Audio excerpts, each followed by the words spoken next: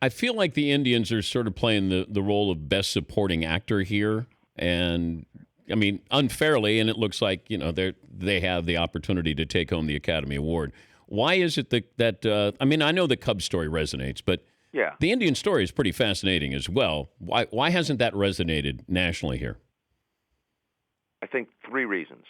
You take the Cubs out of the equation, maybe it isn't as much of a national story, but Cleveland becomes the story, not just because the Indians haven't won since 1948 and their loyal fan base has had its own share of disappointments, but it's a great story to link the Cavaliers in the spring with the Indians doubling down in the fall in a city that hadn't seen a major championship since 1964 in any sport, to get two of them in the space of a few months. And almost any other autumn, that would be the story. But now you got the Cubs.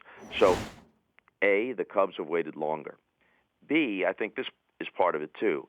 The Cubs have been a story all season long. This has been building all season long because they're not a lightning in a bottle team. They're not a fluke, and I'm not saying that Cleveland is by any means, but this has been coming. They won the division a year ago, or they got in the playoffs a year ago, and then beat the Cardinals and got to the LCS. They won 103 games.